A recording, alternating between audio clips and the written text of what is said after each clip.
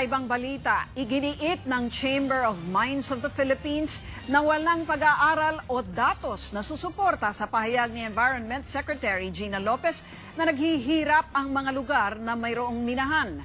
Sa katunayan, wala nga raw mine site sa 10 pinakamahihirap na probinsya sa bansa. Umaaksyon si Sheila Francisco. Tinukoy ni Environment Secretary Gina Lopez ang mining capital ng Caraga Region bilang pinakamahirap umano sa bansa nang humarap siya sa Commission on Appointments. Pero ayon sa ilang minahan, hindi suportado ng pag-aaral ang alegasyong pinalalala ng pagmimina ang kahirapan. Kabaliktaran nga raw dahil pinatataas nito ang kita sa mga mine site. Ganito rin ang posisyon ng Chamber of Mines of the Philippines.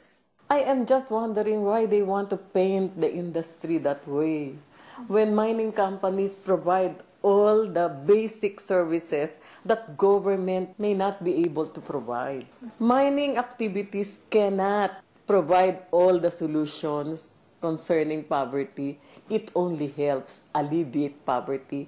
Kung pagbabatayan din ang huling listahan ng Philippine Statistics Authority, makikita raw na walang operational mine sa mga pinakamahihirap na probinsya.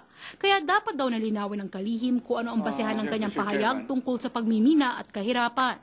They should determine where the data comes from. They should be able to analyze deeply what it says. Sa pagtayari ng grupo, mawawala sa Pilipinas ang 1 trilyong pisong mining investments dahil sa utos na ipasara at suspindihin ang ilang minahan sa bansa. Pero si Pangulong Duterte, handa raw isakripisyo ang kita mula sa mina para suportahan ang mga sinusulong ni Lopez.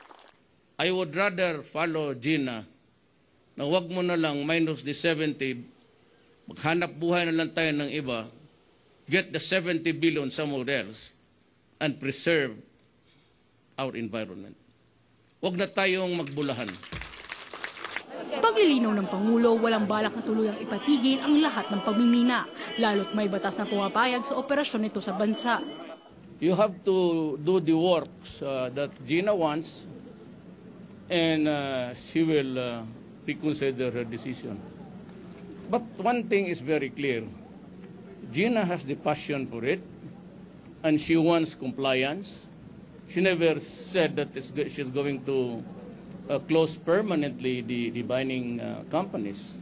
Bumiyahe sa ibang bansa ang kalihim, pero sa pamamagitan ng post sa social media, ipinarating niya ang pasasalamat sa suporta ng Pangulo. Hiling naman ng mga supporter ng kalihim magdesisyon na ang Commission on Appointments. Ito po ay para matahimik na rin po yung issue at maituloy na po at tuloy-tuloy na pong isakatuparan itong mga pangako at mga naumpisahan ni Sec Gina.